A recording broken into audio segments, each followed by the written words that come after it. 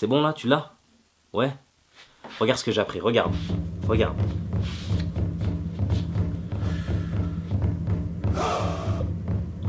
Maintenant regarde.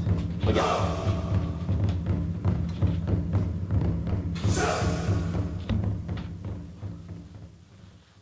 Guerre, crimes contre l'humanité, armes de destruction massive, printemps arabes ont tous pour point commun le terrorisme.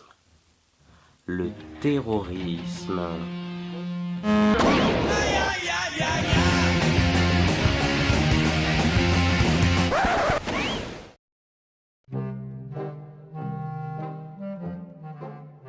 Si l'école porte un intérêt tout particulier à cette question, on semble oublier que les printemps arabes, qu'on s'est empressé de vouloir expliquer dans les manuels, y répondent en partie. Et c'est en 2001 que nous avons redécouvert le terrorisme, celui qui d'une grotte peut commanditer le crash d'un avion sur une tour et la faire s'écrouler. Les tours du World Trade Center n'existent plus, elles se sont effondrées une demi-heure après les attentats. Ou faire écrouler une tour sans l'impact d'un avion. Et vu que les versions officielles semblent avoir inspiré nos manuels scolaires, la question de toute implication interne en est bien sûr exclue. Et pourtant, on note une présence systématique entre institutions gouvernementales et terrorisme. On ne peut parler d'un Ben Laden sans évoquer ses liens avec la CIA, voire même ses liens avec la famille Bush, les frères Tsarnaev et ses zones d'ombre avec le FBI. Mera et la DCRI. Le tueur de Londres, lui, fut approché par rien de moins que le MI5. Ça expliquerait peut-être lors de l'incident les plans coupés, une décapitation sans sang et des mains colorées à la panel graphique. Bref, enfin l'affaire Claude Kovassi. Cet agent des services de renseignement suisses s'était vu confier la mission d'infiltrer une mosquée. Et une fois qu'il n'avait rien à redire sur celle-ci, on lui ordonna « Claude, tiens, c'est le dossier d'Al-Qaïda. On les a enfin trouvés? Non. Ça c'est le dossier que tu misseras dans les leurs, tu commettras un attentat à la bombe, et on fera porter le chapeau aux membres de la mosquée. Alors c'est donc ça vos méthodes. Autant mourir, ça sera sans moi. Bah comme certaines enquêtes modernes le veulent, il a été retrouvé mort.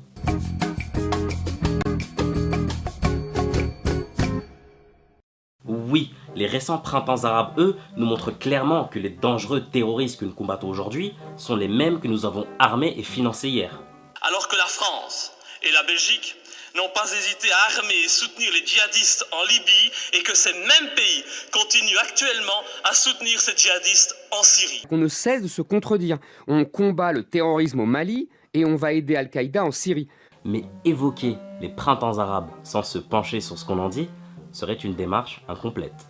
Ah, les révolutions de Jasmin qui marquent le soulèvement des peuples face aux abus de pouvoir des dictateurs. Oui, un air de déjà-vu comme des dictateurs utilisant des armes contre son propre peuple, un air de déjà-vu comme la nécessité d'une intervention dont le seul but est humanitaire. Ne faudrait-il pas plutôt renverser ce régime? Est-ce que c'est pas ça le vrai sujet? C'est sans doute le vrai sujet, mais il faut habiller de façon diplomatique sa présentation. Bon, apparemment le mythe vient de tomber. Ce qui m'oblige maintenant à imaginer cette scène. Eh le rebelle, tiens, c'est quoi ça? Une arme chimique? Et j'en fais quoi? Ben tu le balances sur la foule et on accusera Bachar al-Assad de l'utiliser sur son peuple. Il y a la notice derrière. Alors c'est comme ça les méthodes. Ok, ça marche. Et si même, d'un point de vue économique, l'idée d'un soulèvement populaire spontané ne tient pas la route... Les printemps arabes, ils sont pas venus comme ça. Ça faisait 40 ans qu'ils étaient dirigés par des dictatures, ils se sont pas réveillés tous ensemble le même jour. Sommes-nous en droit de penser son contraire? Le plan Yinon vous parle-t-il? Monsieur, est-ce que le plan Yinon il a un rapport avec les printemps arabes? Oh, et pouvez-vous nous expliquer ce qu'est ce plan Yinon? Bah en fait c'est une carte qui prévoit le remodelage de tous les pays du Proche-Orient. Tous ceux touchés par les printemps arabes en fait. Ah, j'y vois ici une simple coïncidence. Traduit par Israël Shahak, mis en lumière par Richard Pearl, lui-même repris par Ralph Peter, le lien entre ce plan Yinon et le mémo dont parlait Wesley Clark ne fait plus de doute. This is a memo that describes how we're going to take out 7 countries in 5 years, starting with Iraq and then Syria, Lebanon, Libya, Somalia, Sudan, and finishing off Iran. Oui, mais si ce n'était que une affaire américaine-israélienne, pourquoi on s'est embarqué dedans alors? Ben en fait, ça c'était plus le souhait de Bernard-Henri Lévy. You helped get France and kind of by extension the US involved in this. Has this turned you into something of a rock star with the intellectual set? No, this is something as just a duty of man. Qui affirme que... Vous avez dit à ce propos, il y a quelques jours, que vous vous étiez engagé en Libye en tant que juif, et que si vous n'aviez pas été juif, vous ne l'auriez probablement pas fait. Ça semble coller avec les propos de Roland Dumas. Quel but? L'idée de renverser Bachar, c'était quoi le but? La finalité? Mais dans le but très simple, de destituer le gouvernement syrien, parce que dans la région, il est important de savoir que ce régime syrien a des propos anti-israéliens. Moi, j'ai la confidence du Premier ministre israélien qui remonte très longtemps, qui m'avait dit on essaiera de s'entendre avec le Premier ministre, avec les États autour. Et ceux qui ne s'entendront pas, on les abattra. C'est une politique, c'est une conception de l'histoire. Pourquoi pas, après tout? Mais il faut le savoir. Ah oui, autre aspect. Monsieur, savez-vous qu'en Arabie Saoudite, on a arrêté 2 hommes pour cette feuille une accolade? Oui. Monsieur, savez-vous qu'au Qatar, une personne a pris 30 ans de prison car il a fait une poésie qui n'a pas plu aux autorités? Où voulez-vous en venir? Ben, pourquoi ne pas intervenir pour établir la démocratie là-bas? Ah, oui, c'est une très bonne question. Bonne question, effectivement. Et la réponse est que ce sont avant tout les alliances qui priment dans ce conflit. L'Arabie Saoudite étant liée avec les États-Unis et le Qatar avec Israël, il n'est plus surprenant d'apprendre que ces deux pays se rangent du côté de l'Occident et de ses alliés.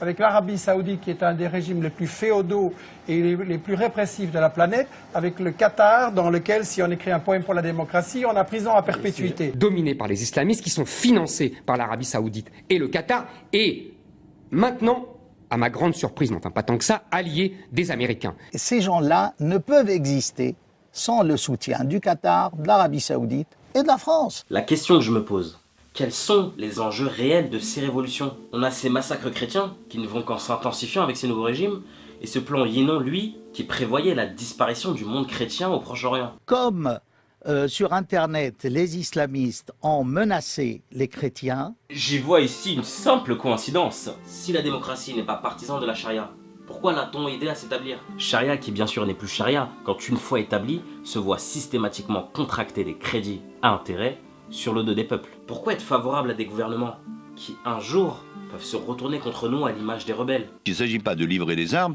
pour que ça se retourne ensuite contre nous. Pourquoi ce plan Yinon, qui a priori est favorable à ces changements de régime, a pour conclusion... Ces printemps arabes, je pense que c'est bon pour Israël.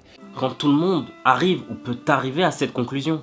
Ça serait une erreur gigantesque. Peut-être le seuil d'une guerre beaucoup plus large que toutes celles que nous avons vues dans cette région jusqu'à présent. Et une conséquence immédiate sur Israël. Là, on ne joue pas avec le feu. Sur ce, c'est encore à vous de choisir.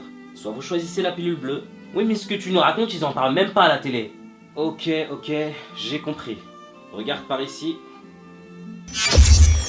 Vous choisissez la pilule rouge. Et c'est à vous que je donne rendez-vous pour le prochain Restez débranchés.